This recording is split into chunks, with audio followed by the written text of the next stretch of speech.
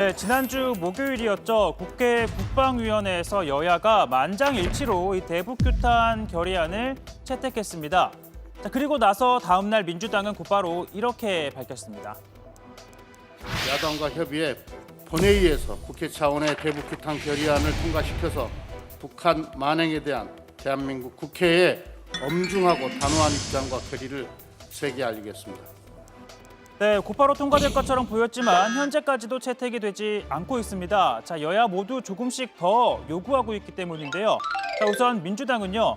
이 김정은 위원장이 통지문을 보내 사과의 입장을 밝힌 만큼 결의안 내용을 좀 일부 수정을 해야 한다라고 요구하고 있습니다.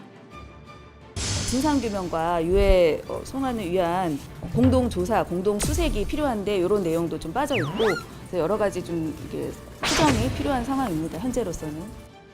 자, 이렇게 내용을 좀 수정하자라는 민주당을 두고 국민의힘, 이 제대로 된 사과도 아닌 김정은 위원장의 입장이 나오자 여당이 이 대북 규탄 결의안 채택을 거부하고 있는 것이라고 주장했는데요. 이렇게 말입니다. 지금 뭐 북한에서 오는 무슨 사과문 하나 가지고서 여권이 거기에 대해서 하여튼 감동을 모은 거죠. 저 이제. 자, 뭐 사과문이라고는 했는데 특히나 김정은 위원장의 통지문이 이 통일 전선부 명의로 온 것을 두고도 이 국민의힘은 제대로 된 사과로 볼 수 없다라고 주장합니다. 이 과거 북한이 중국에게 대했던 취했던 태도와 비교하면 더욱 그렇다는 건데요. 하지만 정부 동의할 수 없다고 밝혔습니다. 네, 중국 관광객이 황해도에서 사망 교통사고가 있었는데 김정은 명의로 위로 전문을 시진핑 주석에게 보냈고 거기에 더구나 김정은이가 직접 평양에 있는 중국 대사관을 찾아가서 위문도 했고 김정은 위원장의 뜻을 받아서 이렇게 정리해서 저희들한테 보낸 것은 그 나름대로 또 공식적인 그런 입장을 전달한 과정이었다. 자, 그럼 국민의힘이 요구하는 건 무엇이냐? 자, 대북규탄 결의안 채택과 함께 국민의힘이 요구하고 있는 건 긴급 현안 질의입니다. 하지만 또 이 점에 대해서는 민주당이 부정적입니다. 경쟁의 도구로 이용해서는 안 됩니다. 국회에서는 여야가 함께 국방위, 외통위, 정보위에서 공개, 비공개 방식으로 관련 부처를 불러 진상규명을 위한 노력을 지금도 하고 있습니다. 그렇습니다. 이 여당 입장에서는 국민의힘이 현안 질의를 일종의 정치 공세의 장으로 활용할 것이 불보듯 뻔하기 때문인데요. 특히나 문재인 대통령을 향한 공세를 펼칠 것으로 의심하고 있는데 이렇게 말입니다. 문재인 대통령은 대통령의 시간은 공공재라 그랬습니다.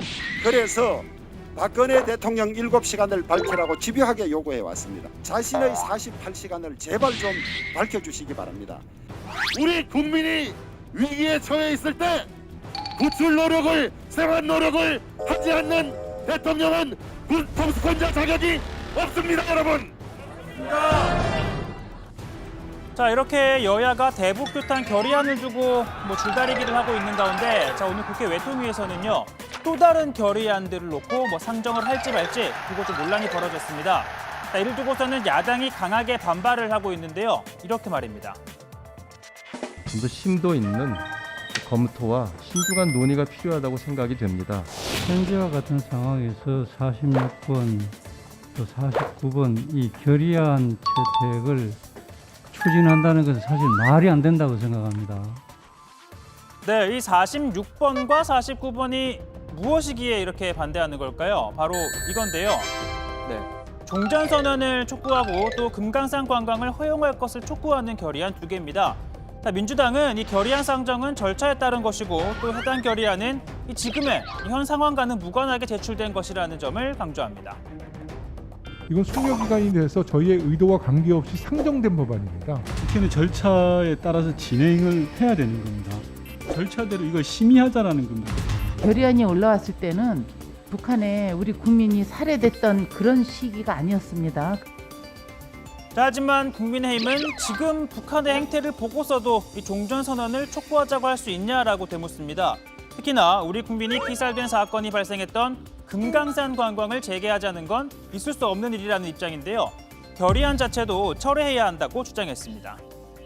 특히 우리 국민들이 북한에 의해서 무차별로 생명을 잃고 있는데 아무 일도 없었던 것처럼 해서 개별 관광을 추진하자.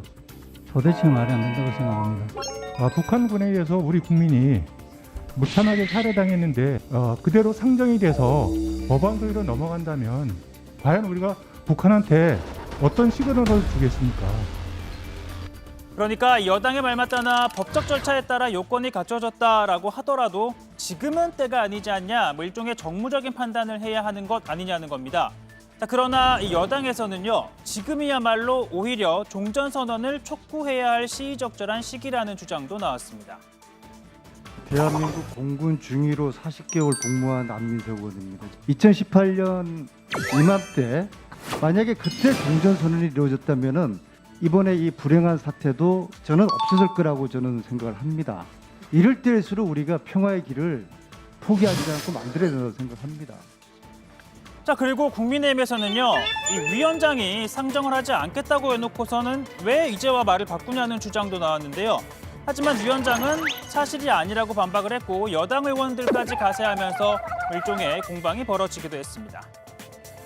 자, 이거 24일 언론의 보도입니다.